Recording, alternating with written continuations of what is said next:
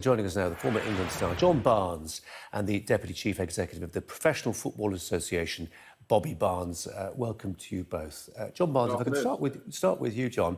To what extent do you think will footballers be looking forward to getting back to training? I mean, you know far better than most of us. How onerous a regime is it? I mean, it's presumably pretty tough.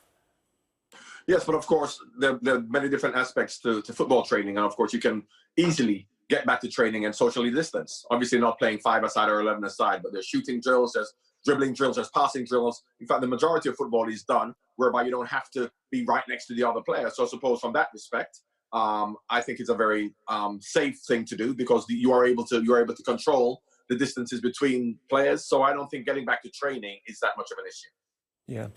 Bobby Barnes, how long do you estimate it's necessary for players to reach a pitch of fitness that would allow them to compete at a level at which they were competing before coronavirus?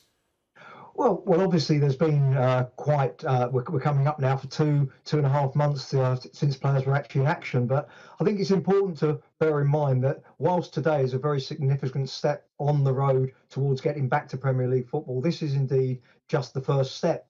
And we, as an industry, it's something that we certainly won't be looking to do to push the issue. I think it's important that we take small steps both to build confidence and to build fitness, because we still have a way to go. I mean, obviously the projected time for the games to commence was generally considered to be around about the 12th of June. I think that's probably unlikely now, because I think we are going to need a few weeks in addition to that to actually get the players back fit now, because obviously this being just the first non-contact part of the game, we still have to go to step two, and there still is a lot of work to be done before we get to step two in terms of them actually getting to contact training before we can actually then start to consider the step of actually playing games. So yeah, this is a first step on a long road.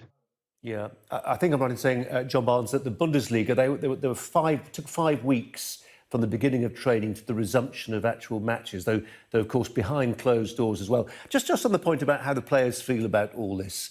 In our introduction, we talked about some of them having misgivings about the safety, not just for themselves, but family members as well. Do you have any sense from your conversations with people still in football of how the players are feeling right now? But it's not just footballers. I mean, everybody has an opinion in the same industry. Some may say, you know, I would like to get back to work, some won't. And footballers are no different. You know, some footballers say, yes, I wouldn't mind going back now or even playing earlier than others. I don't know, Carlos Tevez and a few players have had reservations as to whether they feel they should be playing in the near future. So there isn't any right or wrong. As individuals, you decide whether you think, from a risk point of view, it's worth doing or not. I don't think there's necessarily a homogeneous and altogether attitude towards whether we should all play or not. So, you know, like normal human beings, some will say, let's get back quicker than others. That's just the way, you know, life is.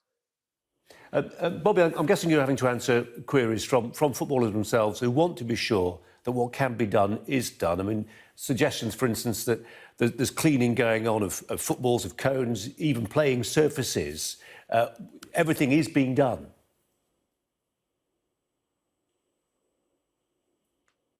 Hello, Bobby, I hope you can still hear me. I was making the point that if your members are saying to you, we need to be absolutely sure that it's safe to go back, we're hearing reports that everything is being done, particularly apropos cleaning, reports suggesting football's being cleaned, cones being cleaned, even playing surfaces being cleaned. Well, yes, without doubt, the Premier League, together with the government, has put together a comprehensive return to training protocol, which does indeed cover all of the areas that you've mentioned there.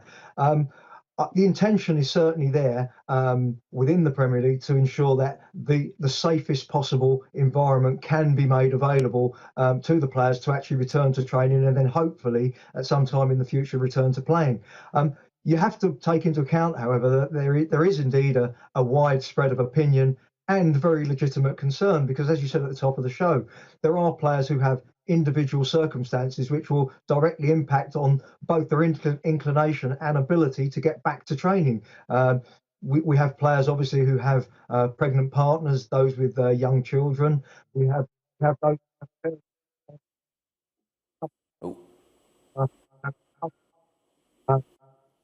No,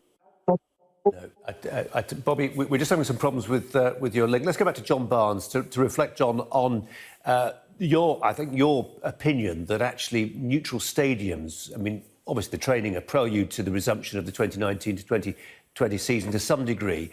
When it comes to playing matches, top-flight matches, neutral stadiums, we've seen the Bundesliga there with empty stadiums. What's your sense of how it's going to play out? Well, as to whether it's going to be neutral stadiums or just your home stadiums, I don't see the issue on playing matches at home. As long as, obviously, the fans recognize and understand that in this time they're not able to go to the stadiums, then I don't see the point. Maybe they're trying to talk about playing neutral stadiums because if it's a long way away from your stadium, your home fans won't want to travel. But I think it's up to us as human beings and as members of society to have a bit of a responsibility that even if the stadium's 2 miles from us, we're not allowed to go. So I wouldn't be against playing in your own stadium, but behind closed doors as they've done in Germany.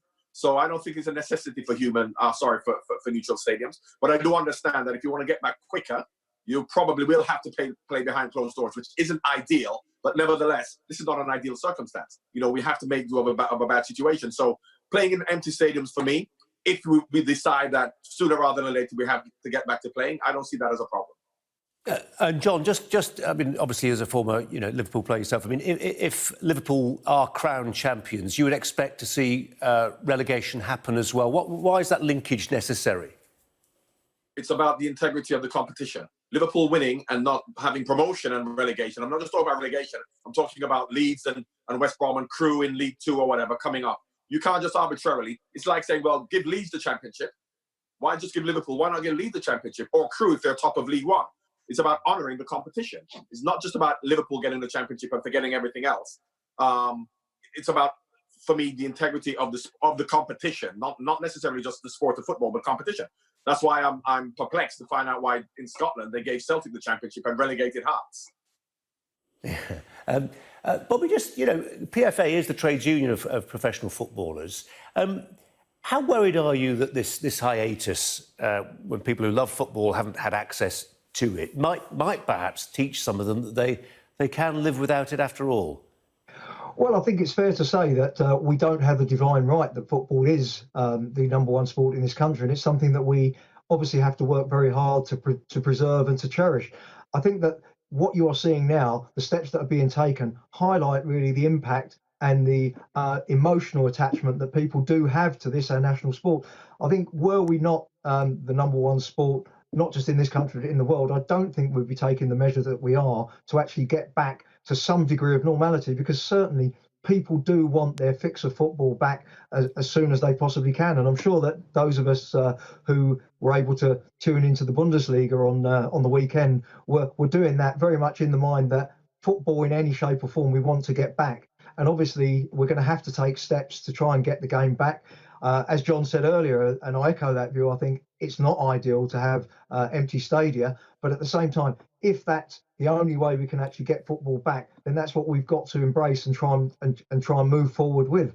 Without doubt, we're going to see real differences. It's going to be a different experience, but at the same time, we do have to do as much as we can to try and establish that games and competitions can be finished on the field and not in boardrooms, and certainly keeping the integrity of the games by actually, if possible, getting 11 against 11 on Saturday afternoon. I think that should be our goal across the board.